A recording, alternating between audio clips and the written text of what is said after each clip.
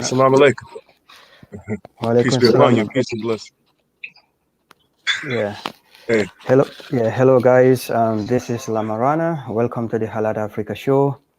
I am very excited to have my brother here who goes by the name Happy Companion Saeed. He recently visited the Gambia, and today this program is basically we're going to talk about his experience in the Gambia and what he thinks about the Gambia.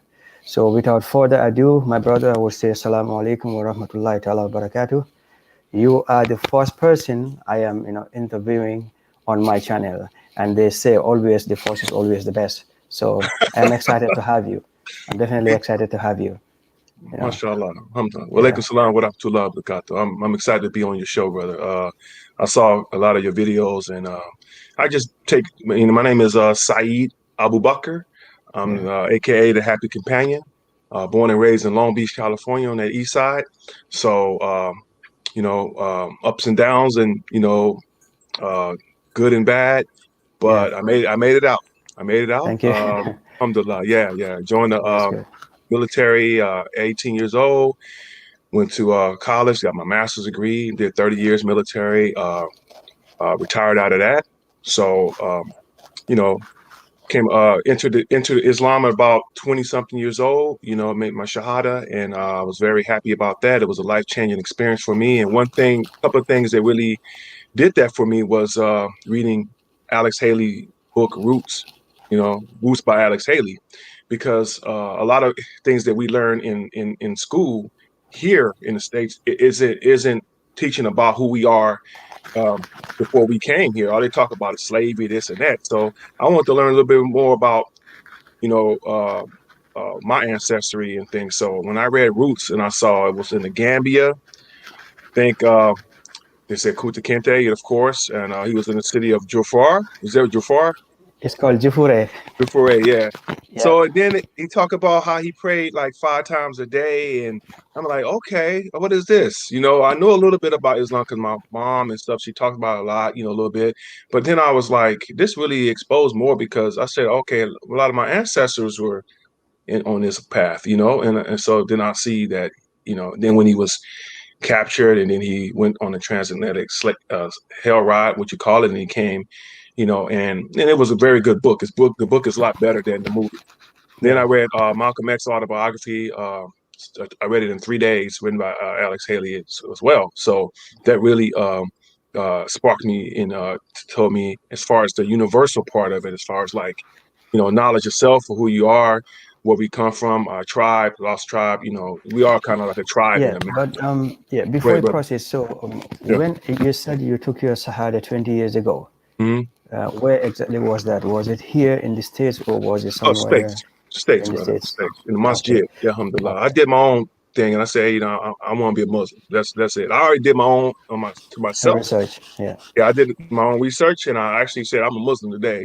Then some people say, oh, you got to go through this process. Okay, I said I was already born a Muslim because Yeah, Allah subhanahu wa ta'ala Alhamdulillah. said you Because to be convert. honest with you, what Mm-hmm. drew me to you is when you were in the Gambia, I always watch people vlogging from the Gambia, and I saw the humility in you, and I said, okay, man, I have to reach out to this brother. And then when you came back, I saw a video that you posted. You said you're back, in the States. I said, okay, that was the time I reached out to you, and then we started talking.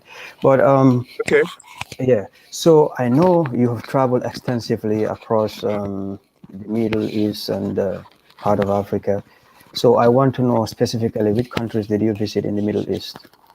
Well, a lot of countries, mostly, the countries that I visit is kind of like they all seem similar, put it that way. I just named one. I named two countries for you. I've been to Hajj, which is in Okay, the Arabian Gulf. I've been to Mecca, Gulf. Okay, Medina.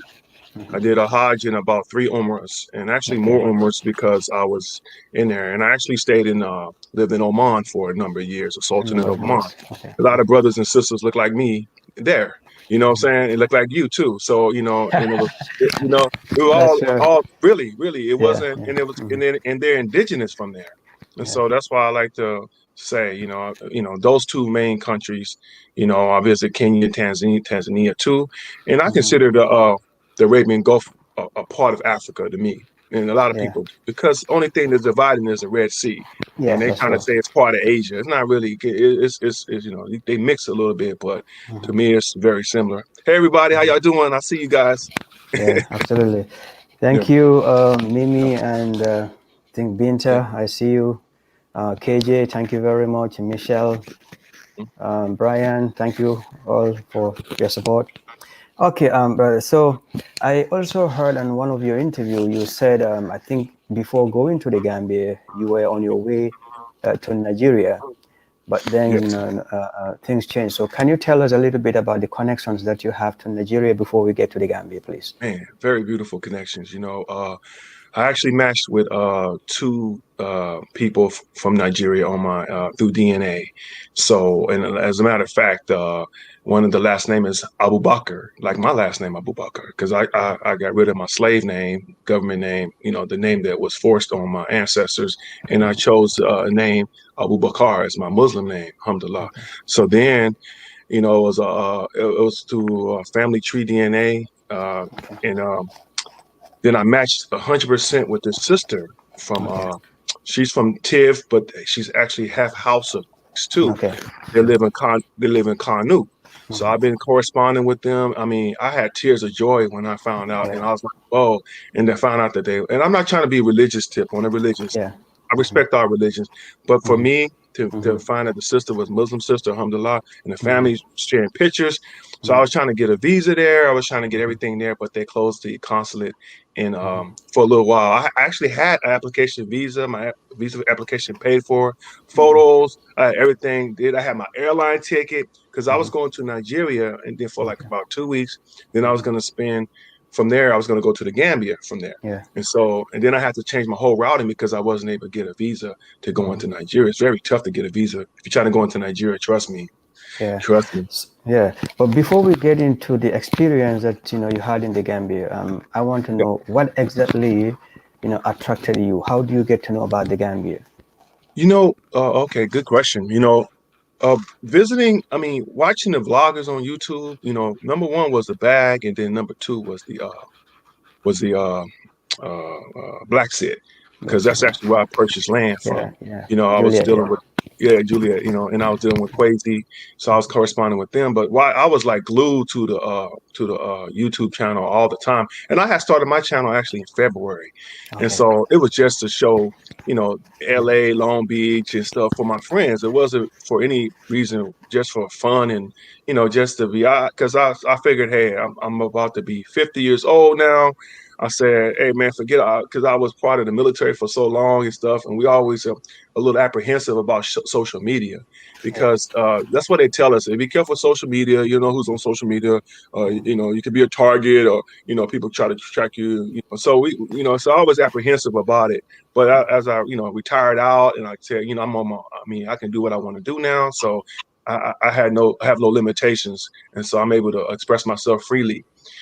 And but that was part of the reason that I just to watching it, and I hear about Gambia because of the roots and Kuta Kinte, of course, and then it's just and then I know some friends there from the States and who are married to Gambians, and I had Okay. colleagues there. I actually spent Eid with a family there. She's African American. She's been to the Gambia since she was in junior high school. There's a Islamic school there Okay. based out of LA, Los Okay. Angeles, and I used to go to Okay. the mosque in LA. So then they say, "Hey, brother, you going to?" I said, "Because this one brother, he said he's going fishing in the Gambia. He always say, well, why are you going to Gambia for fishing? I mean, why you?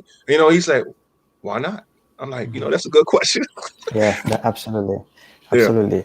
yes, Yeah, I hmm think now we're going to go into why the spiritual journey to Gambia, because I remember that was a night you were here in LA. You were doing, you were vlogging live, so walking around, and then you made mention of you going to Gambia is not just to go invest or for any other thing, but to you it is a spiritual journey, and I want us to discuss about this because this is very, very important for the diasporans because okay.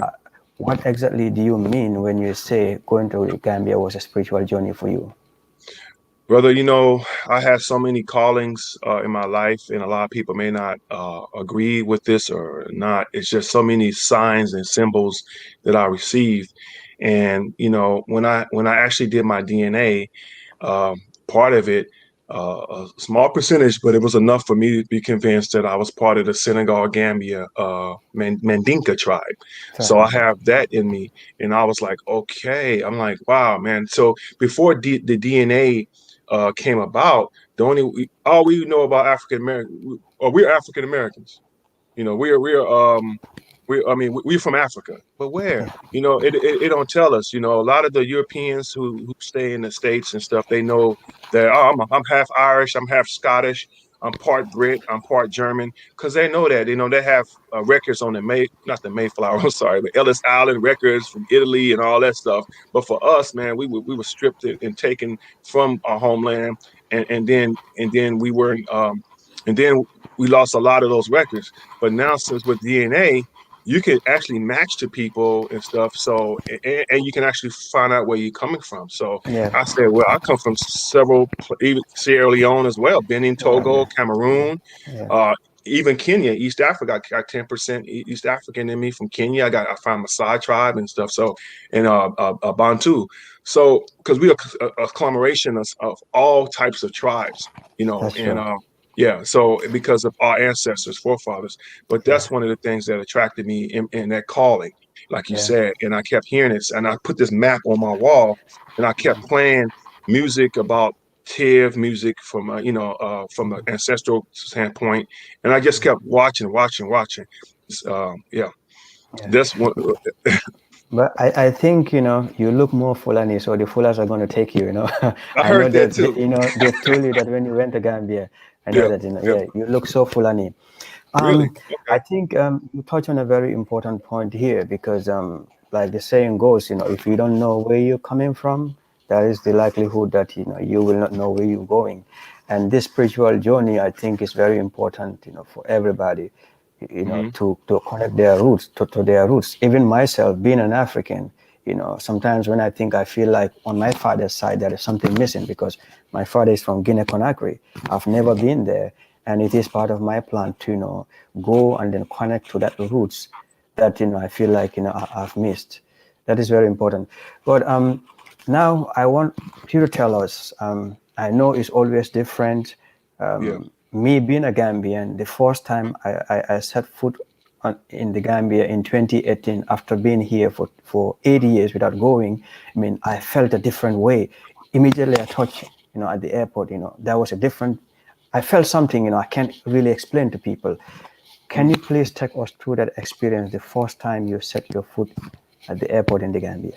The Gambia. Okay. Well, actually, before I set the foot on the Gambia, I was like on the plane ride from Brussels. I heard. I'm looking, and 99% of the aircraft was filled with our people. The Gambian people, and I say our people because I'm part Gambian too. Trust me. Yeah, So yeah, I can say that as well. So yeah, and I heard all these languages. The brother sitting next to me speaking. I don't know what he was speaking, but it was all. It sounded like so many different ethnic groups. Somebody corrected me, said ethnic groups, I believe, yeah. instead of Ethnic groups, yeah, tribes.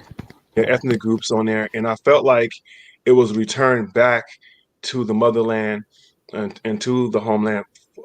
As far as like when we left, when our ancestors, it's not just our ancestors from the diaspora. It's your ancestors and all the African brothers who live on the continent. It's your ancestors. We have the same ancestors were taken from the homeland. So keep that in absolutely. mind. Yeah. So it felt like it was a return, like because when it was on the slave ships, they were speaking different languages and whatever, and then they were divided and then Yes, were split up and forced not to speak your language. If you speak your language, guess what? You would be murdered, yeah, castrated, and mutilated. yeah, So, and we get off. So we just get off the plane. I was like, I just felt. I mean, actually, when I was landing, I got emotional. I got tears in my eyes, and I felt yeah, like, wow. And it was at nighttime, and I was like, I just saw the lights and stuff, and I was looking out the window, and I was like, yeah, I just felt like all the weight off my shoulders had left. It yeah, was like peaceful. And then when I landed, I had a big smile on my face. I was like, man, I'm here, man. I'm here. But you're always a little nervous about going to the immigration side. That's every time you go to a country. I don't care if you have all your documents together, but you're just nervous because they're not going to send me back. Please, please. And I was like, but I said, you know what? I'm confident, inshallah, that I will make it through that area and I'll make it through that part. But I started looking at people and, and I only had like two backpacks. I had a backpack on my front and my back, and I didn't care. I didn't have check-in baggage because I like to travel light and yeah, necessities that I need. But it was just so good. And then some of the people that I was on the plane with, they were talking to me, so we got to link up a little bit. And yeah, then it was just to see all the African people, man, the workers there, the Gambian brothers and sisters, the security, the yeah, immigration officers, everybody. It just felt like a totally different experience coming from the States to Brussels. And then when I hear, I felt like, yeah, hey, man, we running the show here. I said, yeah, people try to say other people are running the show in certain African countries, but I saw African brothers, Gambian brothers and sisters at the airport working with the immigration outfits, customs outfit, and then some guys had the white outfits. I yeah, guess they had the COVID-19. yeah, yeah, Yeah, yeah, yeah. yeah. But it was nice. It was a nice It was feeling. nice. I was like, yo, I was happy, bro. I'm Yeah, serious, man.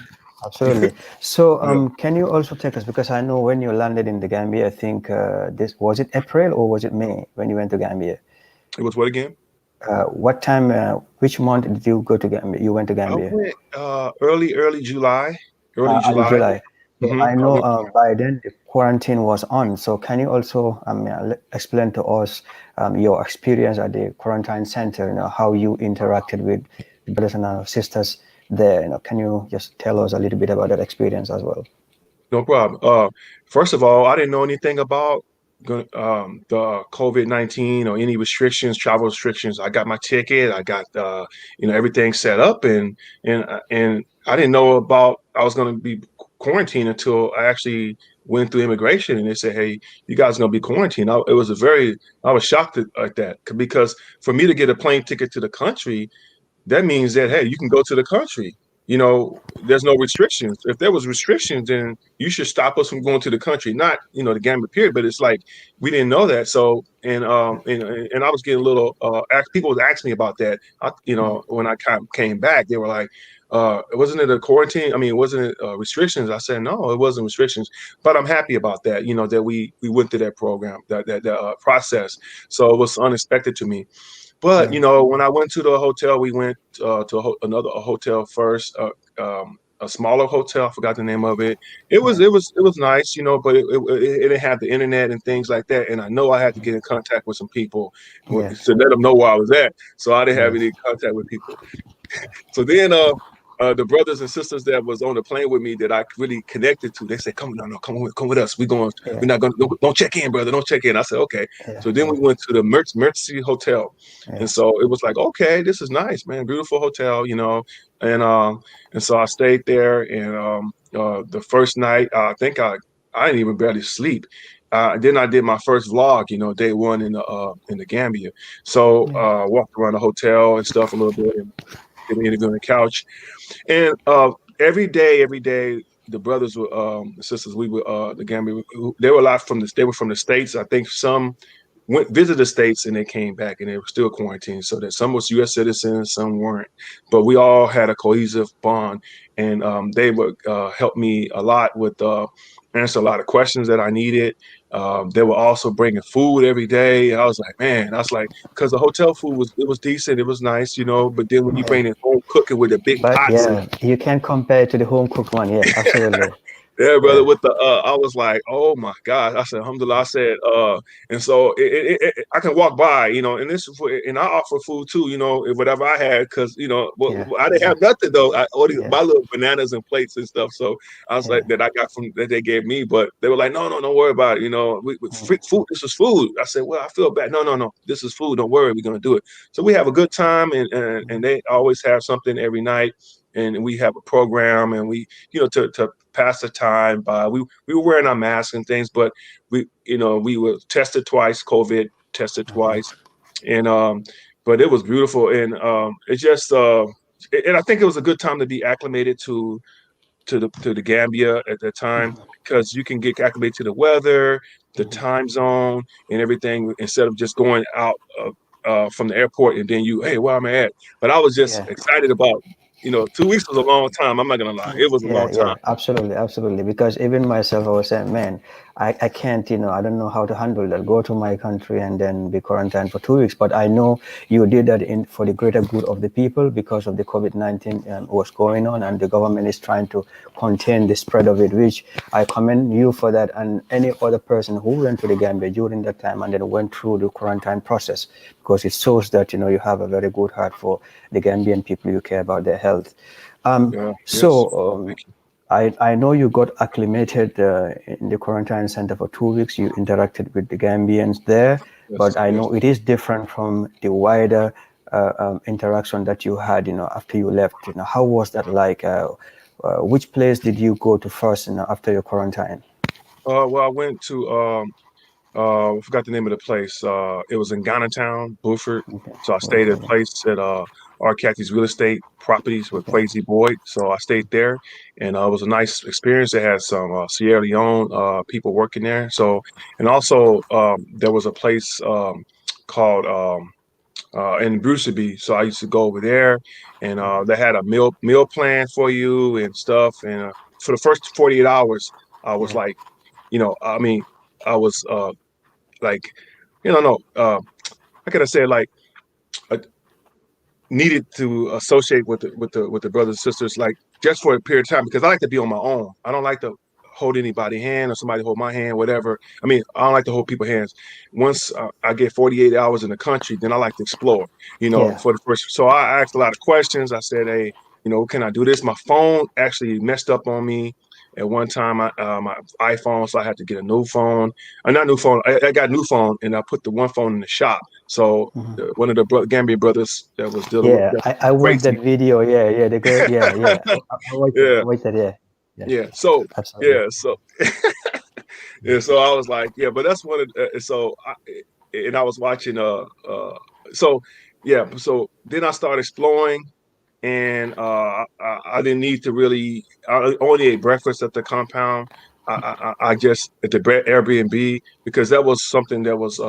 I was looking at other hotels and stuff prior, but I forgot to mention that I was watching that channel too a lot, and I was like, okay, I can see some things as far as the hotel part. It's like, hey, you can get it for $19 a night, and you can, and I was gonna do like a week and then go somewhere else because I like to see, I like to, at least have my feet on the ground, and then if I see other deals or something I can stay, I was going to do it. But I just got comfortable and I was Yeah, happy. But Ghana Town was nice going through that area and Bruford, and they were cooking good food and everything. So I just ate yeah, breakfast mostly. Then I yeah, went to out and ate different meals in the economy in the area. yeah. So yeah, so I So yes, sir. this Oh, brings go me to my next question. Yeah. I think there is something unique about you, which I like. I want to ask you about the safety of the Gambia because I see, you're always, out and about in the neighborhoods. So what drove you to do that, and I want you to explain to our brothers who have never been, our brothers and our sisters who have never been to Africa or the Gambia, that sense of security that you felt, because I watched a lot of your videos. You will be on the streets, vlogging and then saying salam alaikum to people, hi, you stop with kids and then you talk. I want, because you are one of the very few people that I've seen diasporans who Right. are doing that. So Okay. I want you to explain to us that sense of security that you felt when you were on the ground in the Gambia, and then if you can make like a comparison to how it feels like, if you are in the States here, because I'm living here. Sometimes I'm out. For the most time, I feel secure, but there are certain situations you might want to watch your back, because of, you know, the government, the police here and there. Yeah, if you can. Well, your first couple of days, of course, you're gonna feel a little nervous because you don't know the environment, and then I start to look at the how the people were acting and how friendly they were, and it was how humble they were, and because they remind me of myself, and I was like, as far as me, I want to treat people how I like to be treated, and I was like, I saw that when I'm in people, hey, salam, hello, they were always interacting with me, and so I was like, okay, that's a nice start for me. And so then after a few hours every day, I mean, actually, I didn't feel any threat at all. I don't think you need to worry about that because there's police substations seem to be about everywhere you go as well, and there seem to be that part. And it's like people just going about their normal life and business and trying to get make day by day, and they were like, some people couldn't tell if I was from there or not. Some people, when I checked in the Mercer Hotel, people asked, the brother said, well, you Gambian, well, can you have a Gambian? I'm like, no, brother, I'm not. Who said? He kind of looked at me like Yeah. surprised. So but Yeah. I didn't feel any threatening at all. A few Hmm. times there was in the heat and people negotiating and trying to bargain in Yeah. Serekunda. You just people, they're about Yeah, to the argue, market. Yeah, I know. yeah, I yeah, they're know. about to argue and Yeah. stuff, but Yeah. it was more like it's mostly like for show. I don't think Yeah. people are gonna get down. It's just more, hey, but I mean, uh, not to be honest with you, sometimes you could get a little bit rough in the markets. It yes, depends yes, on the transaction. What is going on here. But yes, yeah, yeah. And funny. As I said, and I'm not here to really discuss any other people and this and that. no, You know what no, I'm saying? no, no, Yeah, no. yeah. Yeah, We here to have a I peaceful mean, conversation about my experience in the Gambia, everybody. yeah, So, yeah, saying, definitely, and because I love, that's what I'm trying to. Yeah, that's what I'm thank here. I just want to you. Yeah. hear, because the reason why I want to have you on this platform is because it's easy for me as a Gambian to talk about the Gambia, and then it's okay. I'm from Gambia, so I can say anything that I want to say about the Gambia. But for Hmm. you, who is not Gambian, you're from the States. You went there, you stayed there for at least a month. You come back 2 months. at least, 2 months. yeah, 2 months. So you can tell somebody who has never been to Gambia how Gambia is like. So this is why today this discussion is strictly about you and the Gambia, not any other Thank you. person, please. Yeah. Thank you. Appreciate it. I'm you know, uh, even in the taxis, and I got both a sister. It's a sister named Rahema. She was there, and she come to the Gambia for over 20 years. She speaks fluent Wolof, and she said, "Once you take the Jilly Jilly, the Yeah, Jilly no, Jilly." Gilly Gilly. No, Gilly Gilly Gilly. Gilly. Oh, okay, Gilly Gilly. Okay. So I say the Gilly Gilly sometimes, and I say, really? She said, yeah, because that's what I did when I was in Kenya. I took the matatos, which is similar to the Yeah, Gilly Gillies, and so I yeah, started taking the Gilly Gillies, and I was like, and then I'm sitting side by side with the people, Gambian people, and I was like, and I was interacting, and we was yeah. talking a little bit. I practiced a little words, but I'm gonna get back on the Wolof pretty soon. Right So now, I'm yeah, just distracted, inshallah. But yeah, I was like, man, these people are real cool, and they remind me of people that interstates. A lot of them resemble. It's the only thing that's different is the tongue. yeah, The tongue and the meaning the language. Otherwise, if they were in the state speaking with my accent, nobody could really tell the difference. And it's like so. I felt like it was, and I like the way everybody seemed to be hardworking. I didn't see anybody trying to, being lazy and stuff like they try to say on the media. People lazy over there in Africa, this and that. But if you go to the Gambia, you're not going to be seeing any. I mean, you're going to see friendly people, humble people who are hardworking and who want to, you know, uh, do business and work and welcome you. They welcome you. yeah, Even at the immigration, the brother welcomed me. I thought it was gonna be okay. You American, African American Muslim. You know how they target African yeah, American yeah, Muslims, and yeah, they're thinking we are terrorists and this and yeah, that, and always trying to put because we don't want to follow your doctrine of your yeah, religion and stuff. But nothing against the religion, their version of their religion. Saying not the African Christian. I'm talking about their versions of that stuff, man. I was like, I'm not gonna follow, And then I was like, so I was a little apprehensive. Well, they're gonna pull me a secondary, ask me to interrogate me and stuff. But it wasn't like that. So they was friendly, man. They let me in. But what I can say, my expression was the spiritual. Every day I had a smile on my face. I woke up and I was like, and I'm saying, was it? And I looking at everybody's faces. I said, could this person be related to me? yeah, Could this person be related to me? yeah, Because we are spread it out so far away, and, all over the world, and in reality, people could be. And some people kind of look. I was when in taxi. Sometimes I ride by this person looked like he could be related to me because I know yeah, somebody. My cousin looked just like him or her. yeah, But it was very it was a friendly atmosphere, very safe. Mm-hmm. I don't see any I didn't detect any hostility Yeah. whatsoever. I didn't anybody trying to rob me or Mm-hmm. pickpocket me. I was out at night walking around all in the neighborhoods. There's not too many lights out there, Mm-hmm. in Bruford and all that. But I was still walking. You see little kids walking out all Yeah. down the street and Mm-hmm. playing around and stuff. And I Mm-hmm. was like, oh man, all this stuff that people talk about on the media, all this Mm-hmm. negativity about Africa, and Mm-hmm. it's like it's gonna be a coup every time you look around, and they're cutting hands off and all this kind of stuff, and it's like. And that wasn't the case at all. That's a Yeah. place for hijra. This is hijra for me. Yeah. You know what Uh, hijra is? yes, I know exactly. I mean, just for Yeah, the guys who are watching, just to let them know, Gambia is a unique country in the sense that Gambians are very nice people. They are very caring people. They will share whatever little that they have with you. yeah, And I guess this is informed by our religion because the two most predominant religions in the Gambia is Islam and Christianity. yeah, Muslims form 95% of the population. So because of that, I think that shaped our way of life, and people live very humbly.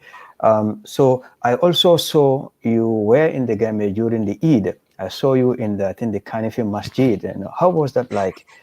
You know, that was beautiful, brother. One of the African American sisters married to the Gambia brother. They took me mhm. to the house in the morning to pick me up from the turntable. I was like, Yeah, "What's the turntable?" They picked me up from the turntable, took me to the house, and yeah, then we got ready for to go to no, actually we went to Eid first. Went to the the masjid. And I was like, wow, man. See, they don't show that on TV either. You know what I'm saying? I said, yeah. this is beautiful masjid. I said, mashallah. I said, so we got there early. We parked. It was raining that day. And so they actually had to eat a little later. But for Yeah, me to have my experience in Eid like that in the Gambia like that, it was wonderful. And it was televised too. They had yeah. the camera crew there and the khutbah, not a khutbah, but the it's another name for it. The It was summons, some the summons, summons, like yeah. It yeah, some sermon. Yeah, it yeah, was because the Friday is mostly the khutbah, but yeah, it was being translated, I believe, too, and they had yeah. it In the local televised. languages, yeah. Hmm. We had to sit different areas because of the COVID, so they divided us here, split us up, social distancing is not. But then, I mean, it was so beautiful, brother. It was like, and I was like, I was really amazed, and they would have the Quran on the playing in the I think on a CD, I believe too. I can't Okay, remember. But then yeah, you hear the Adhan, I believe too. But yeah, and then people start coming in. So they had yeah. I think an hour later Okay, they yeah, did the Eid prayer, and then I was actually praying. And because you know how it is, bro, you at the masjid, you're gonna get rewards and blessings yeah, for the yeah. people right next to Hmm. you. And I was there for blessings and rewards, and from Allah Subhanahu wa Taala. I was trying to on this journey, I didn't want anything to distract me, any negativity. And I think that when you come with good intentions from the heart, your nia, your intentions are gonna give you the avenue of success and have a very peaceful time while you're there. And I think that's what happened. I think because my intentions were good, and then I came there humbly, and I'm because that's my nature anyway, and not like walking around because the brothers was like in the hotels like, hey, the Gambia, there's poverty there too, and I didn't really know that too much. I didn't Yeah, see that, when I went, and when I saw it, I was like, okay, but the brothers are working hard, the sisters are working hard. They want to work and stuff. So I was like, it was beautiful. So but the Eid was. It was nice. It was nice, and I'm glad that I experienced it because I had my kanzu. Well, that's the Swahili we call it. This dasha, I had all that. I always carry one of these. I carry a prayer rug with me when I yeah, travel. I carry a kufi and I carry one of these yeah, when I travel, just in case there's a Eid yeah, and I go to a masjid or something like that. But it yeah, was yeah. beautiful. I loved it. And, Beautiful and, big and, and masjid. and you know what? Because usually in the Gambia, just during these religious festivities, it's always very colorful. But because of the COVID, I mean, people couldn't go out because you see the kids. That is something that we call the salibo. They will go around, asking people will give them, money, or they will give them Hmm. candies, whatever they Hmm. have. So they will go from compound to compound. I did that growing up as a child, and then it was one of the best memories for me, you know. Yeah. So yeah. Um, so moving forward, guys, if you're watching, please subscribe to both channels. Can you just take a moment, tell people about your channel, and we can move forward Okay. here. Well, it's the happy companion. That's what it is right there. And I really like to talk. My channel is based upon like repatriation of African diaspora to Africa, to the motherland, going back, no matter what country you go to, at least trying to give information out there to people who don't know too much, because people have been disenfranchised, misinterpreted. The African continent have been misinterpreted, and by the media, and so I want to try to paint a different image through my travel and through my experiences, and an actual factual image as well, and on a positive note as well, because I see the positive in anything, even if it's not 100% perfect. I try to make it, that way you can see, the truth in that. So that's my channel, and I talk about Long Beach, where I come from as well. So I have films about that, videos too as well. But my thing is to try to get us to Pan-Africanism, to try to get connection from the diaspora to the brothers and sisters on the continent, because we're coming back. We're coming back Yeah, home. We're coming and back home big time, brother. yeah, and I think that's very important. I remember yesterday, I think I saw the lady Samis Treasures. Yesterday, Yeah. she hosted a bijou, and it was a wonderful discussion. Okay. I salute them for that, because I think people have taken this narrative and then painted a negative picture about Africa, or even Black people in general across the world. So it is our duty as Black people to show the other side of what they don't want to show, because for the most part, maybe perhaps before you even set your foot in Africa, the images that you were getting was, you see kids, hungry. They show you the animals, from zoos across Kenya and other places. Yeah. So because they want to paint that false picture, so that our brothers and our sisters who are in the diaspora will never connect with their brothers and sisters on the continent. And I Yeah. am happy that today you can speak for our brothers, because you have been to Kenya, you've been to Mombasa, you've been to other places, you've been to Gambia, and you are a testimony. You can be a testament to people, to tell them, look, yes, Gambia is not all gold. It's a poor country, but there are positive things. The people are hardworking, and then you can. That is hope for the country, and Mm. that it's not just about Gambia, but the whole of Africa. So I know you've met different people. You met the Bag family. You met Juliet. You've gone around. You saw different places. Mm. What I want to talk next about is Yeah. the big decision that you took, which I think is very, very important, is why did you decide to get a land in the Gambia? What motivated you? Brother, it was watching Bag Family, and then watching Black Set. Black Set was selling plots of land, and I was like, and I was and she was very emotional about it. She's like, come home," the accent. And Yeah, I'm like, wow, and it's like it was resonating through my heart and soul. And I was like, man, I said, I gotta get on this, because if I don't, because and then with the George Floyd murders, lynching and stuff like that, that really made me say, hey, you know what? Because a lot of people in the States, we have Chinese, Koreans, we got, all these people, they got a place to go back home to if something happened here. If they if they start being targeted and lynched like we are targeted and lynched in the States, and they can, oh, I'm going back to China, I'm going back to Korea, I'm going to these places, whatever. But for us, it's like we just stuck. But now yeah, I saw, yeah, and I said, I didn't care for a meter by 1 meter plot of land. I said, at mhm, least I got something there that I can build for my future, because I don't plan on spending the rest of my life, the remaining of my life, in the States. My life is mhm, going to be on the continent, because mhm, and I feel that that's where I belong. That's where my mhm, people been. My calling has been going, mhm, and that's for my hijra. I was looking for a mhm, place to make hijra. I saw a video. One brother says, it's called making hijra, make hijra. He lives in Malaysia, African American brother. He lives in Malaysia, and so he had a video about the Gambia from African American brother who lives in the Gambia, but he didn't show his face, but he just Yeah. described how you can how to go to make hijra in Gambia will be very advisable. And so I Yeah. looked at that too.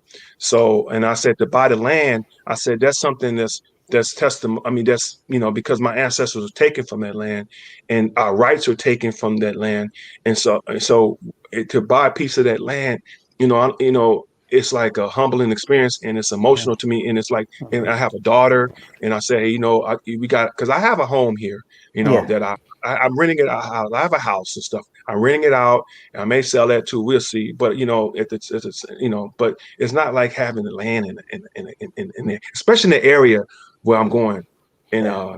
yeah, it's like I like it because it's green and the Mhm. roads there Mhm. it's like it's just the whole image of it. And if you saw the video of me at the land, I'm No, sorry, I know yeah, I'm talking because too long. yeah, yeah, I watched it Yeah. and I saw at some point you were very, very emotional. Yeah, Hmm. I saw that. Thank you. But I think it's very good for us to stress the importance of our brothers and our sisters that connect to the continent because Yeah. the truth is, we all know the history that brought us here. It is not a very pleasant history, and our ancestors worked, they sweat, blood and tears to develop this Hmm. country. Yet still, we Yes. are not wanted here.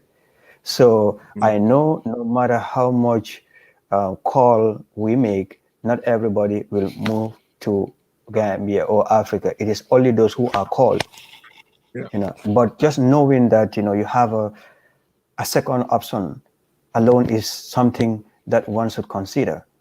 Yes. So Yes. while you were in the Gambia, you went ahead, you got your plot of land. So what is the next move for you? Okay. Well, I'm keep getting frequent emails from the agent there and Miss Juliet from the Black Set, and they're giving me information about the status of it and different things that have been completed, the demarcation and things. So what I want to do, inshallah, is to build a humble place, a home, and a business on the side of it. Like a small, like I saw on the gate.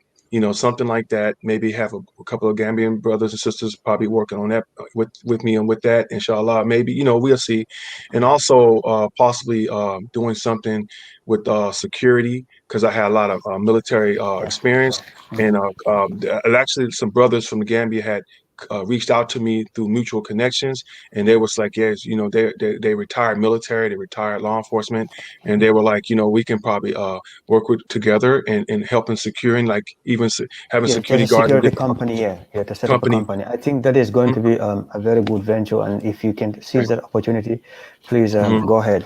So, Yes. um, what do you think? Because we're talking about African unity, or Black unity.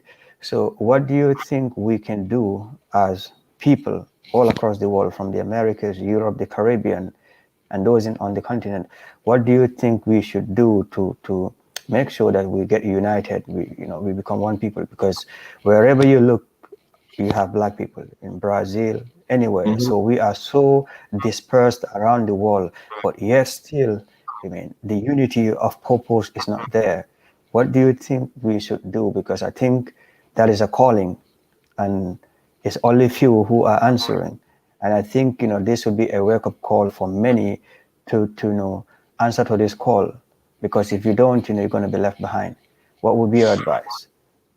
Well, I'm thinking that the collaboration that we're doing right now here on this platform, uh, uh, talking in a uplifting, positive manner to and to encouraging uh, dialogue between the Africans and the diaspora.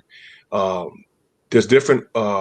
platforms that are being used, in the media that we on social media, which is very helpful. I watch a lot of channels and I learn from those channels as well.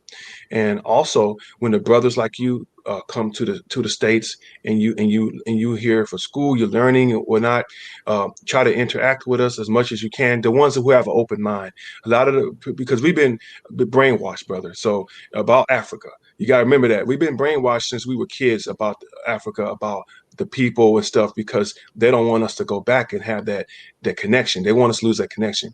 And while you are, not you but specifically, but No, it's okay. I understand. you know what I'm Yeah, saying? It's like, yeah, yeah. And it's like when you come and try to, like, there's one brother named Amara. He's from Sierra Leone. He's been in North Carolina. He's on my channel and Bijan Noir a lot. He loves to see the African Americans and try to interact and learn, and because he wants to let them know that there's a place to go home to as well. And so while and it's good to come. I advise the Africans, brothers and sisters, to come to the West as well, to get the yeah, education, to learn, to get the skills and all that. And then once you get all that, hey, take it back, take it back and help build. And that's what I see. Because I see when they come to from Nigeria, they try to cut the visas and stuff for Nigeria, and you see how Nigeria is a developed country in its own. You got Abuja, you got Lagos, you got all that, and so it seems like when these countries get to the standard that's sort of equal to the Western, yeah, and it's not run by Europeans, it seems like they want to stop that. Now, yeah, it's no problem with South Africa, because it has a lot of European influence, and they're still there, or they can yeah, develop as much as they want. But it seems like there's a hampering in that. And so what I see is we have to keep this going, this momentum going, and like I said, that's my yeah, opinion on. and just to buttress on the point that you said, that the people in the West, they are brainwashed when it comes to Africa. Not only Yeah. that, and then I think even we Africans also, we are brainwashed when it comes to our relationship with our brothers and our sisters in the West. For the most part, some of us, when we come here, we look at our brothers and our sisters in a certain way because of, we all know what perception does, what the media does. When you live Mm-hmm. in Africa, you watch Hollywood, any bad scene that you see in the movies usually is an African American or an African in diaspora who is playing that role, or we are not portrayed in the right way. Because I Yes. remember 2 years ago, I was talking to a brother who visited Japan, and he told me, man, it's the same thing. When you go to Japan as as an African American person, they won't do anything to you, but they look at you suspiciously because the image which is shown on Hollywood, they think all black people or all black men are like that. We are, Yep. aggressive, we're hostile, we're just dangerous. So I think Mm. in order for us to bridge the gap, we have to communicate because communication is the beginning. Once we communicate, we will understand each other. And once we understand each other, nobody can divide us. And Yes. united, we stand. Yes. This is very important. Yes. Um, I will switch the conversation a little bit back to the Gambia again, because I know you're All somebody right. who you like food, like me. So, yeah, tell me some of the foods that you ate in the Gambia and that you really like. Okay. The peanut stew, I believe it's Yeah, yeah, called the peanut peanuts stew. too. Yeah, we call it Peanut damoda. stew. Yeah, Domadaya. Okay. we call it And damoda. Yeah. some of it was I like the most of all the rice dishes were very good. I like the fruits, the mangoes and stuff that they had. The It was some other, I can't, it was meat. It was like a seafood, Mhm. shrimp, scallops, not scallops, Oh, shrimps, no, I know they call it ebe with cassava. They call it, yeah, ebe. cassava. Oh, the Yeah, cassava too. Yeah, that yeah, and yeah, just I ate a lot of the the pancakes they had. I yeah, believe the pancakes yeah, the they pancake. had Yeah. there. I used to go. I went to what's that place called right next to the turntable? The bakery, King's Bakery. They had a Okay. lot of good dishes there too. But Yeah. most of the time, I didn't know the names of the dishes. Okay. But You just eat. but Yeah. I knew what it was because it was good. And chicken, ugasi, Chicken chicken, yassa. Chicken yassa, yassa. chicken Yeah. yassa. Oh man, I ate that at one restaurant too, and there's not a good restaurants there. and yeah, those dishes, especially because the peanut stew I heard is very healthy for you. Healthy. Well, Yeah, yeah, it's very healthy. especially for the cancer. That's why I think Gambia has one of the Mhm. lowest rates of cancer in the world because of, Okay, peanut stew is part of our diet. People eat it almost every day, you know. that's good. That's Yeah, good. Yeah, I was and just I like the even the drinks, the Fanta drinks. I like those, and because yeah, that's it was in Kenya too. The yeah. orange drinks I was drinking that, and oh, the Wonjo, yeah, yeah, wonjo, Wanjo, yeah, and bob yeah. bob Baobab juice. juice, Oh yeah, man, baobab juice, yeah, I was hooked on those, brother. I had to yeah, have some of those, especially when they're icy and cold, and yeah, it lasts a long time. And it's just that, like I said, me, we can speak it on. Just I'm gonna make this one statement. I don't condone any negative speech about the Gambian people. I love the Gambian people. The Gambian people are very nice. You know what I'm saying? So you watch my channel, you're gonna see my perspective on that without me having to mention anybody or anything. Okay, just keep that in mind. yeah. So let's go I on more. mean, and I think, just to make it clear, Yeah. we are all adults. We are not here to speak for anybody. The brother Hmm. is here to speak about his experience. Yep. It doesn't have to do with any other person. So, if somebody says something, that's their own, business. Yeah. So we just want to let guys know Yeah. about that. So, Yeah. I think, how would I put it again? Um, Oh, uh, the Go beaches, ahead, go brother, ahead. is beautiful. The beaches, man. Oh my gosh. I couldn't believe it. And they have a lot of restaurants and things on the beach, you know, and just the atmosphere in the Kaloli, the shopping, Yeah. the bookstore that you got Timbuktu Yeah, bookstore Timbuktu, there. yeah, on Cairo Yeah, I Avenue, got a yeah. video coming. Yeah, I got a video coming out with that. I took a lot of my videos haven't. I mean, I haven't uploaded yet. So because I've been busy, so I got some Yeah. more coming. More videos And coming, content's yeah, coming. I got some content. Yeah, so much coming, and then I'll be back soon. I'm not gonna say Yeah, when, but I'll be yeah, back soon, and yeah. then I'm gonna make my. But so do you have the opportunity to like to go to Bakau, because Timbuktu is around Bakau area, where you Uh, I believe I don't know the name of but I know across from Timbuktu there was a coconut coconut stand, and Mhm. I don't know the area, Yeah, but yeah, that area is Fajara and then going to Bakau. Yeah. okay, It's good, good, yeah, it's yeah. a very wonderful place. So you did mention about the beach. I know you were somewhere around the Senegambia strip, whatever. So how was it like? Because I know with this COVID-19, usually it is a tourist destination. You have tens of Mhm. thousands of tourists at any given time. Yes. So what was the scene like, for you during the COVID-19? Because I know Uh, maybe you had it to yourself, nobody was there, so you can just walk freely, and then yeah, do what you got to do. Yeah, how was that like? it was nice. It was very tranquil, peaceful. It was time for me to actually see everything without a bunch of people, which I don't like a lot of crowds. A lot of times I'm a kind of to myself kind of private guy, So and I got a chance to walk the Senegambia, especially I walked to the beach a couple of times, and I took a video on that. And it was just seeing how the hotels were, the restaurants, and seeing what was it at its raw state and natural state without a lot of people there. And so I was able to talk to some people, ask some questions. Hey, where you from? I don't like to say America sometimes. You know what I'm saying? I just say, I'm from all over. You know what I'm saying? 'Cause I don't want people. I don't know.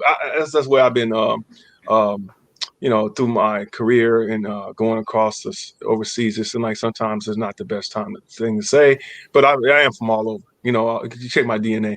But then just to walk and without that much crowd and to enjoy the scenery without distractions was nice. But I would like to see it when there's a lot of people as well, because I want to have those two experiences in my mind and see how it is when it's more of a hustle and bustle and people out having a good time and whatnot. As long as it's a good halal, not halal, we're gonna say, but a spirited time, no violence. That's what I mean, no violence, anything like that. Because when things happen in certain places, um, there's always hostility and stuff. And, when a lot of people get around. So, oh, okay. So I feel that yeah, it was a good time. I didn't really get to know all the areas, only certain areas. I drove through a lot of areas, but I don't know all the names. But going out to different parts, okay, like seafood when I went to see the Bags family land, and that was a quite good experience. And I think Kasakunda and Yeah. Ganjer Gunjur? Gunjur with that Gunjur, yeah. big mosque, yeah, on the Yeah, yeah, ocean by the waterfront, yeah. by the waterfront. Yes, yes. And like Mhm. I said, but go ahead, brother. Keep asking. I'm enjoying this. I'm enjoying being your show, brother. I've been Yeah, yeah, anticipating this, man. I was yeah, definitely. I want to bring in this sister, Sami's okay. Treasure. She's a very positive sister, but I'm just struggling with the technology, Oh, okay. because this is, yeah, the It, first time.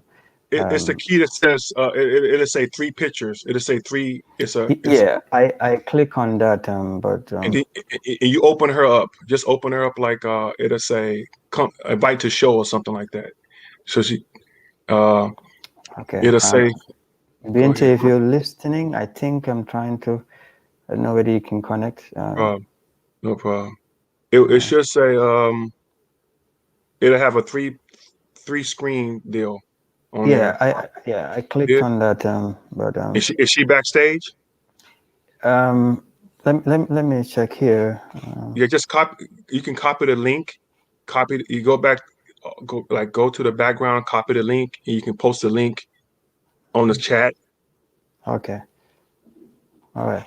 So my other question would um, Okay, you're almost there. You just yeah, if you copy the link, you can mhm. send it to her in an email, or it's actually the same link that I have, I believe, but I don't have her information. But I can. Yeah, I think my wife is gonna do that. If you can. Okay, Yes, he's okay, doing cool. it. That's good. So Okay, we talked about the beach and everything.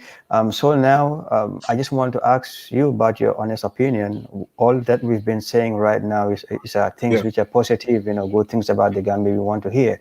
But okay, we want to give people also an accurate information so that yes, when they move into the Gambia, they um, um, know exactly what they're going into. Because usually I will yes, tell people, don't have expectations, because if you have expectations, sometimes you might get disappointed. I mean, hmm coming from the West is completely yes, different to the Gambia. yes, Like the infrastructure is awesome here, yes, wonderful roads, the internet, electricity. hmm I know hmm when you were in the Gambia, there were power shortages here and there, yes, electricity is going. So yes, I want you to talk about those things, a little bit, like some of the things that okay, you feel you want to see some improvement. It's not necessarily you no saying problem. something negative about the country, but Okay. I mean, yes. No problem. Like like you said, the roads, the infrastructure, the Yeah. roads there's a lot of potholes, especially during the rainy season. Hmm. So it causes some damage on some people's cars sometimes. So it's difficult to for the taxi drivers to maneuver. So Hmm. four-wheel drive. If you got a four-wheel drive, and if you're anticipating a repatriating to the Gambia, it's highly suggested to get that. The road onto where I'm going to Jam and Jelly, all those Jamajale. areas. They start making the roads good over there. So Hmm. it's before that, I think about a couple years ago, it wasn't um, that good, but now Yeah. it's very developed, and Okay. especially by they call it a traffic light over. Yeah. It's two Hmm. traffic lights, whatever. Yeah. So that's what I would say. Just recommend. Just you got to come with an open mind, especially if you're from the if you're from the states and you're listening here on this channel, and if you're from like the southern states like Georgia, Alabama, Mississippi, places like that, or small village or small town type of atmosphere, Hmm. it'll be an very easy transition because when people talk to you, I mean, just the communication as far as the environment, how it looks, because when you deal with the roads and things like that, we do have in the South they have side roads, roads that aren't developed as dirt roads and things like that. So it's kind of like a similar thing. So and you have the farms, you have, you hear the chickens, you hear the animals walking around. So people from the South, it's a very good easier way to get acclimated. It's a very good transition for it. But people from city, like if you're from LA, like I'm from the urban environment, you listen to high-rise buildings and things like that. Okay, it may be a difficult transition for you if you don't have an open mind. If you're willing to accept, hey, the roads like that, and that the fact that you are on the continent, and be pleased with that fact that your ancestors, that you are in the land of your ancestors, that you can not overlook, but you can see it in a more positive manner, that hey, the blessing and electricity. Okay, so electricity, I think it goes out twice a day. That's why it's kind of hard for me to upload my videos sometimes. I try to do it at night while I'm sleeping, and they upload, so they can upload. So the internet is affected by the power outages as Yeah. well. So there's some things. Go ahead, sir. Yeah, Um, and I think just to let people know, because the government is doing everything they can, and hopefully from December moving forward, electricity should be, a thing of a past, because there are so many projects going on to make sure that we have that grid, up and running, yeah. efficiently and effectively. And even with the roads also, I think hopefully, because we are heading towards the OIC, the International Islamic Conference, and with that, there is a lot of projects coming, especially within that turntable area, the Sukuta, the Kololi, those areas. We're going to see the government is going to build about 20 new roads, so it's going to Good. make access to from point A to Z very easy, like you Hmm. said. So for those who want to visit Gambia, Gambia is different from Kenya. Kenya is way up here when it comes to infrastructure, and Gambia is developing. But hopefully, we will get there very soon. It's a I think small we will. country. All we need is just political dedication. We need good leadership, and then everything should be fine. What? Yes, go ahead. Yeah. Want to give a shout out to S Man the African. I did a live stream with him yesterday on he's on your chat right now. He's from Okay. Kenya. Yeah. And also Bajor Noir, Yeah. sister Bijou on there. Just say Noir. hello to them too. And Yeah. all the people there. I just saw those Yeah. names pop up. You know, So, yeah, if you get them on the chat, that'd be great. yeah, If you can get them on I there. have the link, posted on the chat. I mean, if you guys can join in, I would Yeah, appreciate it. I think I can take a maximum of 6 people. I am struggling with the no technology, problem. like I said. This is the first time I'm doing this. Please Yeah. forgive me. But if you guys Mhm. can join in, I will definitely appreciate that. You can ask the brother strictly questions about his experience in the Gambia, not any other person. We are not here to talk about any other person, please. Yeah. Yes, inshallah. Let me see if I can get this link to these the brother and sister I just mentioned. I'm gonna Yeah. copy it right now. Yeah, but you're gonna ask me something else, brother. What was the other question, brother? Yeah, yeah. I mean, so when it comes to, because like on my channel, I talked a lot about investments, and what would be your advice to the diasporans who want to invest in Africa, but Gambia specifically? Would you advise anybody to go ahead, doing that? Because I know there are people online, perhaps, who might be interested in investing in the Gambia. What would be your advice for such people? Well, it's almost everything that we do in the states um, can transform over there, and in like mechanics, like for auto shops, possibly that I would see that. Uh, Restaurants, open up some type of restaurant that's like the I think the Jamaican brother Yeah, yeah, Mo's, yeah. he got a Jamaican restaurant there. It's pretty good business. Mhm. Um, what else? Internet Yeah, services like web designing, things like yeah, that. In that sense, invest in that. Invest in construction. yeah. Civil engineering. Mhm. For roads and things. Because a lot of times, just because certain roads are in the, people can start doing their own roads, if you think about it, to a certain extent, if the city allows it, Mhm. around their compound, around their area, maybe, if you're in a specific area, maybe that can help. So I would think that let me send this link to them. uh Yeah. Can you? yeah, but Yeah, yeah. You can send the I, link to them again. Yeah. okay, Mhm. I'm sending it right now.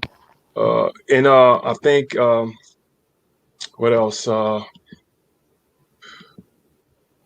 What else we say? I'm trying to think anything else to business shipping, export import, clothing, uh, uh, like textiles is pretty good. I think textiles is a good industry, especially even on secondhand clothes, because a lot of a lot of clothes that people take for granted, I mean, they try to throw away, is very quality clothes. Because even Yeah, in LA, we got the thing called a garment district, and yeah, people get yeah. clothes that are, so get involved. You get invest in that, shipping and receiving, computers. Let me see if I can get this real quick. Hello, assalamu alaikum, brother. How are you? وعليكم السلام ورحمة الله وبركاته. الحمد لله. Hey, Good, good to have you. الحمد لله. Um, Awesome, yeah, brother.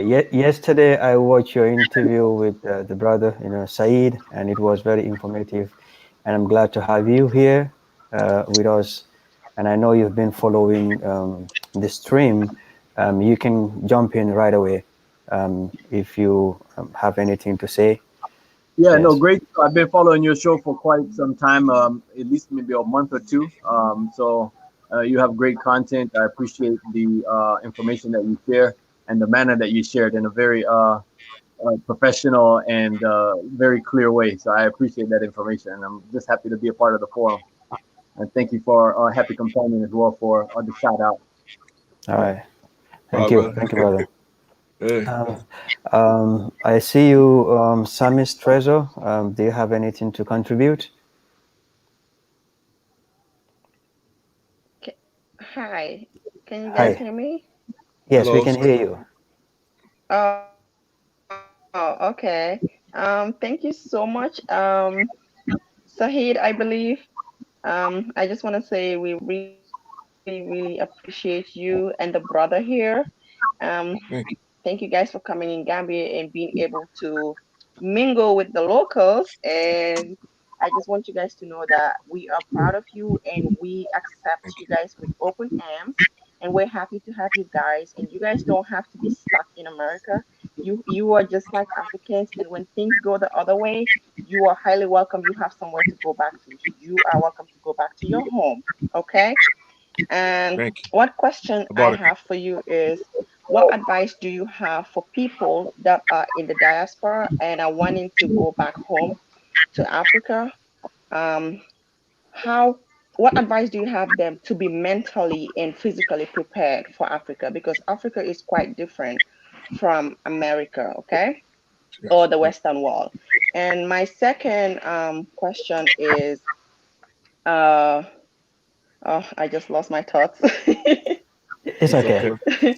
Okay, so my second one is I don't think it's a question, but it's I just want to say like you guys, oh my God, I lost my thought. It's all right. Anyways, It's I'll okay. just let you answer the first question and then yeah. Okay. What's up, brother? Okay, I go first then. Mentally prepared, I believe, do as much research about the country, the pros and cons, as much as you can. So, like the brother, the host mentioned, hey, we talked about this good. What about this part of it, this aspect of it? So, try to get as much information. There's plenty of resources out there. You got the bloggers out there, of course, who are showing firsthand um, boots on the ground, so to speak. So I would say that, and have a plan, have a year plan, up to 5 year plan. What you plan to do for the first year, then on from there. You know what I'm saying? Are you gonna go back to visit, or often, or are you gonna have a round trip ticket? Because you can have, if you have a round trip ticket, you can also use that round trip ticket later on. You can extend that ticket. So say for instance, there's an issue at home, you have to go. I mean, in the States, wherever you're from, and you have to go back urgently, but you have a ticket on hold just in case something like that, because things happen. You got family get hurt or something like that. So think about that. But I would say have a plan for the first year, and then what's going to happen after that. Think about how you're going to manage your money. How you're gonna? Because one of the brothers who was on that said make hijra. He said, brother, he has a Gambian wife, and he said, what I do, we shop like the Gambian brothers and sisters. We shop at the places they shop at. We don't go in the high ends and do all this kind of crap and go and I'm from here, so I'm gonna pay 10 times as much for orange as everything else. No, I even bought oranges from little kids. I'm like, hey, they got little kids selling mangoes and oranges. I'll go ahead and buy some bananas from them too. But they have all kind of fruit stands and things. So I would say, and what was the second part, ma'am? Miss uh Yeah, I think that was the question. So what I want to ask you and my brother Esman it's my yeah. is because we talked about the infrastructure. We know that Africa is a developing country, so this is a unique opportunity that from both sides. I'm an African. I'm a Gambian. You are a black person. You're from the States. There is a lot of opportunities when it comes to construction in Africa, but Mm-hmm. we have educated, civil engineers, black people in America, in Europe, but most of these contracts in Africa are going to Europeans, is going to Chinese doing these constructions.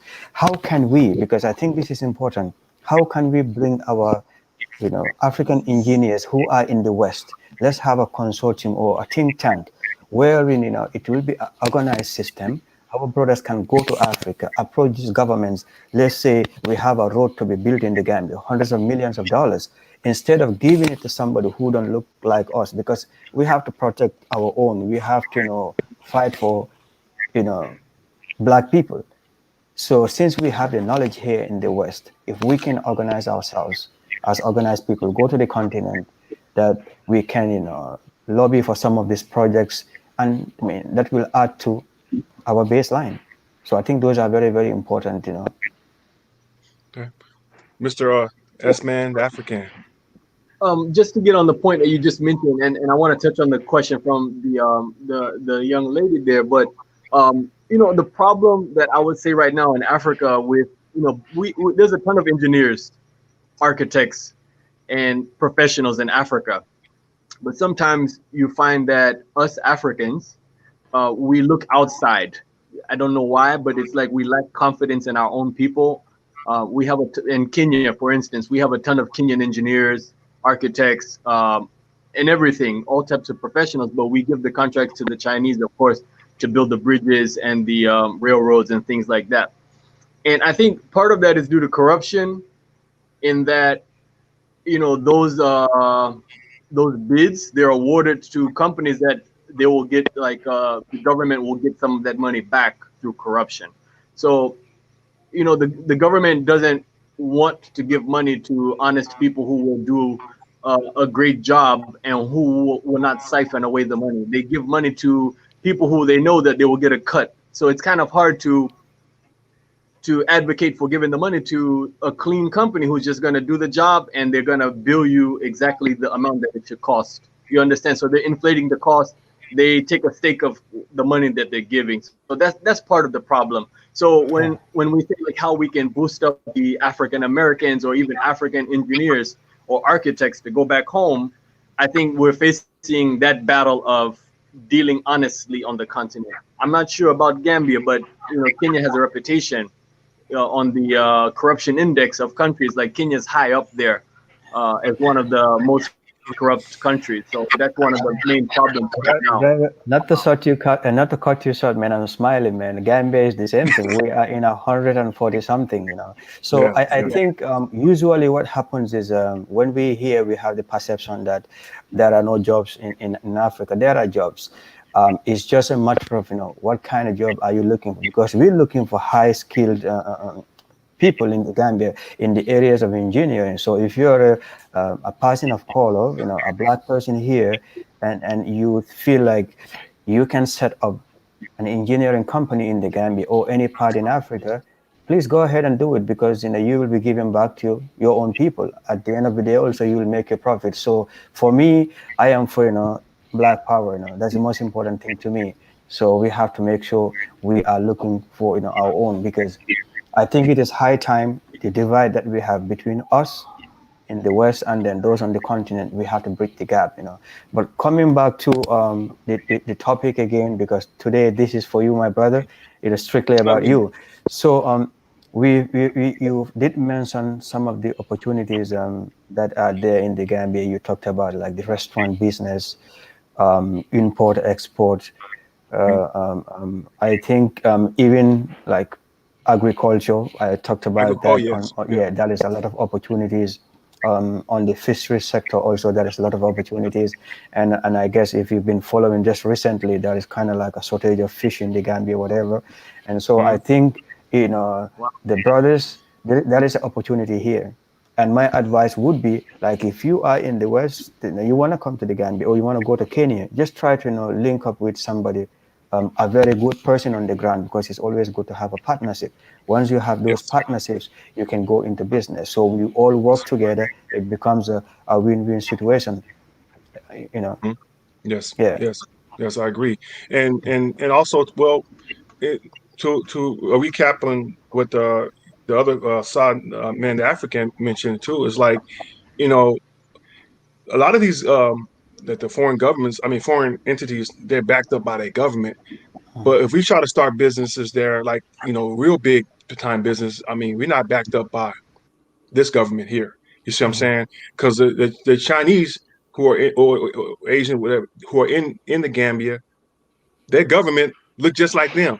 Yeah. Okay, they ran just like them. But for us, our government don't look like us. You know what I'm saying? We just tools and pawns in the system. We not running things. We don't have that. So to back it up. So I think that if we get a a a business started, let's say engineering, and from diaspora's bring engineers, like 10 engineers there, and they get a business together, and then they start get a business, like you said, with the Gambian engineering business, and make it one big business together, and then hire Gambians and hire American, diasporans too. I think that's a big start, and it'll kind of be, it'll make a competitive, it'll be competition against those other foreign entities. Because Absolutely.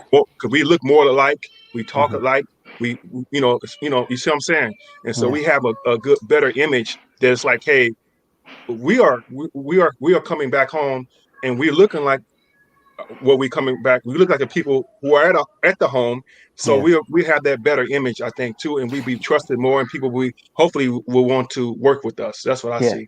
And I Any kind think of business.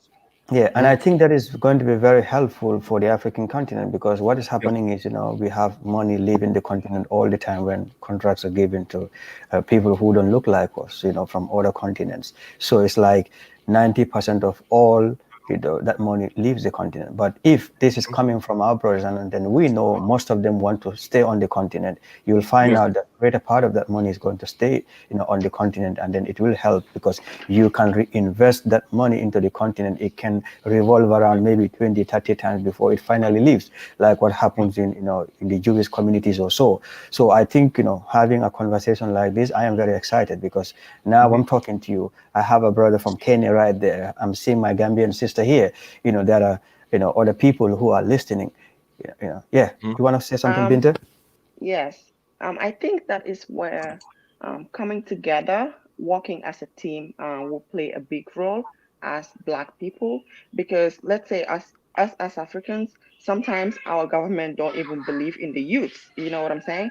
And then you guys, the diasporans, you don't have a government that can back you up compared to what the other races got. So here is where coming together as one Black people and stop the divisiveness between us, because it's just going to pull us back. So we should Yeah. come together, help each other. That way we have a team also. We are not a Mhm. government, but the stronger our team, the better for all of us.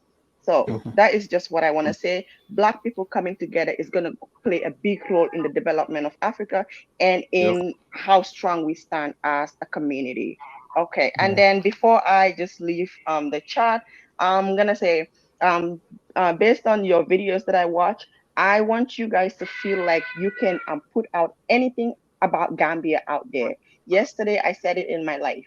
If you guys put in something out there about Gambia, like this is what the roads look like, because I feel like this is you're giving people that are out there, ideas, opportunity ideas out there, because people will see it and be like, I, oh, this is bad. Mm-hmm. So this means we have the chance to fix this. You know what I'm saying? Okay. So Okay. you don't have to feel like, oh, when we put this out there, Gambians are going to feel bad about it. No, I Okay. am actually happy about it. When I see things that people show, like the bad roads, like very bad things that goes on, I'm happy. I'm like, because when we as Gambians show it, people think we are politicize. They politicize our efforts, you know, and that is not going to help develop our country. But I'm like, now that new people are coming in, our brothers and sisters are coming in, and they see it as bad as we are seeing it. I think if they're showing it out there, it's going to sink into the head of our people, and they're going to understand that we need to do better, and we have to do better, and we can do Yes. it. Yeah, and definitely, I think I'm going to second that topic idea that Binta said. I think is because for people coming from the diaspora, that is a certain privilege that you have as an American. So um, you have a platform, and you coming back to the Gambia, we want you to be genuine, sincere. You see things that are going on wrong, it's not what you say, is about how you say it. Just be respectful, don't insult anybody, do what you got to do, but so things that are happening, because like myself, I see things that is happening in my country, I talk about it, although I come from maybe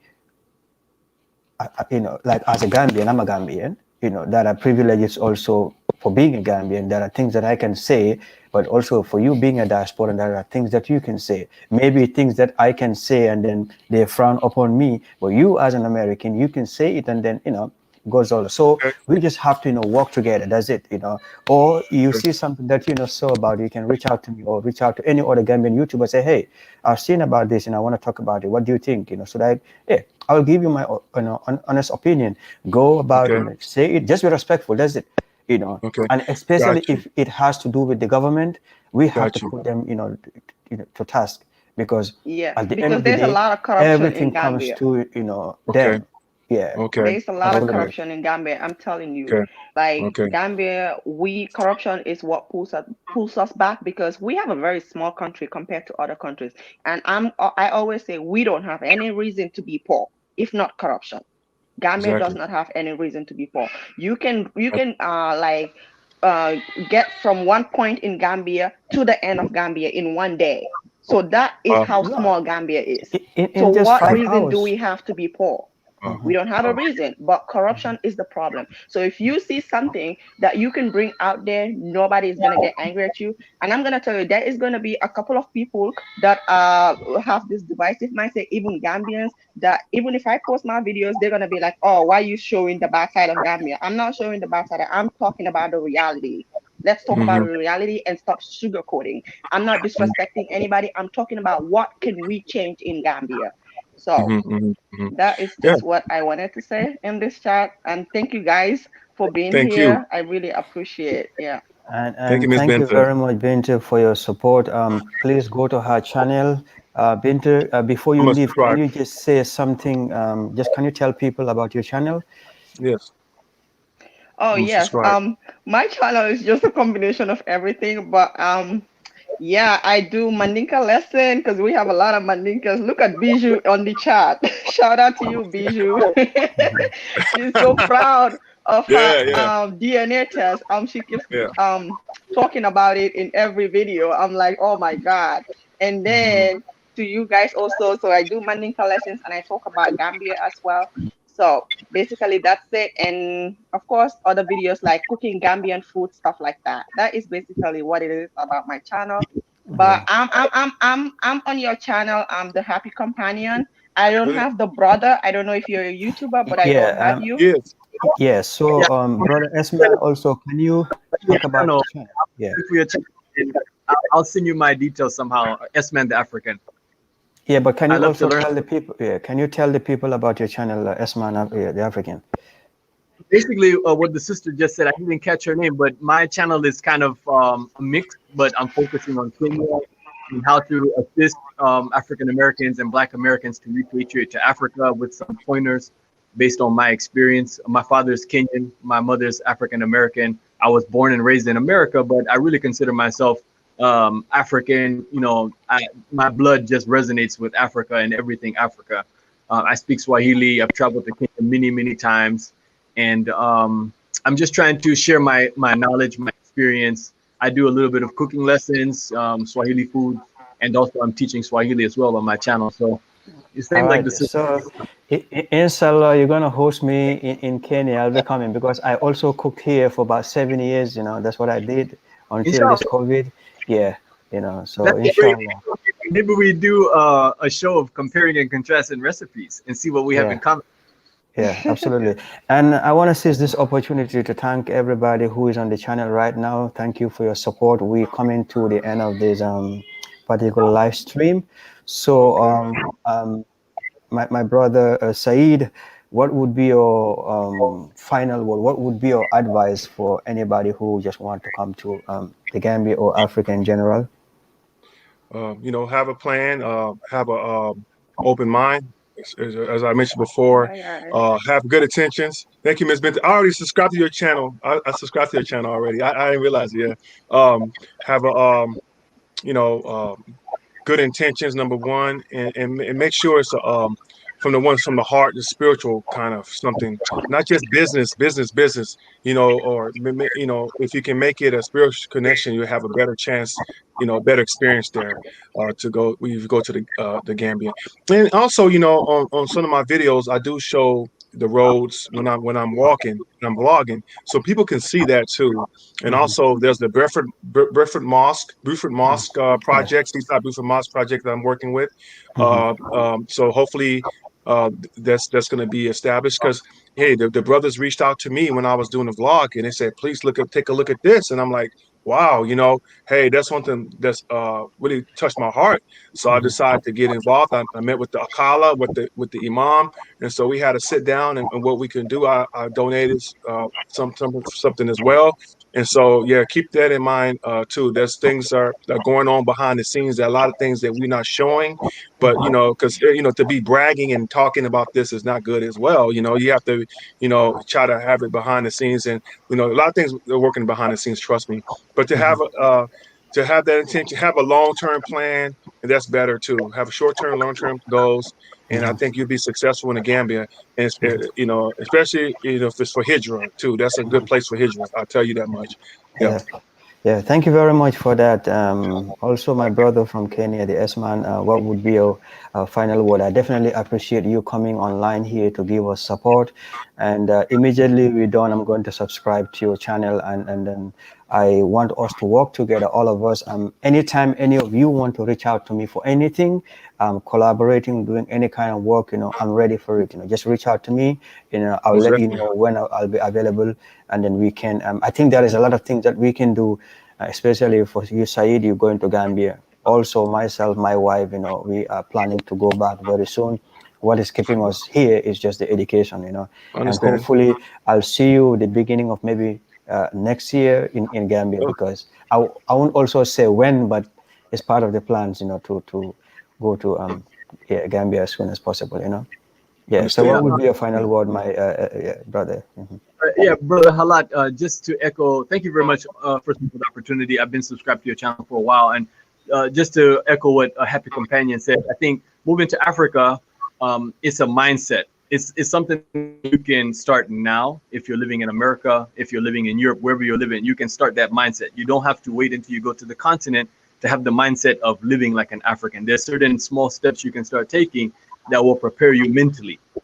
Small steps, buying at the ethnic market foods, buying healthier foods, um, just living like an A African. Like me, natural I have life, yeah, yeah. chickens in my backyard. I love keeping chickens, and I have a garden. Small things like that, just to kind of get your mind thinking and feeling like you're in Africa already. You Hmm. shouldn't leave Africa when you leave the continent. You have to take Africa with you. Hmm. And like our brother Happy Companion said, when you go back to the continent, go for the right intentions. We were on Hmm. Sister Gina's show yesterday, and she was asking, "What's your base for going to Africa? Is it people or profit?" So it has to be the people, like you said, going for Mhm, the right intentions. mhm. Of course, you'll make money. You need to make money to make a living, but going for the right intentions. And in terms of how you can facilitate that process, just start taking those small steps. If you're thinking about living in the continent, you have to plan, how will you live? you need a place, a house, an apartment. So you need to start thinking about those things and putting steps in place so that you can eventually get on the plane and go over there. And if you're gonna stay for good, you'll be able to stay for good.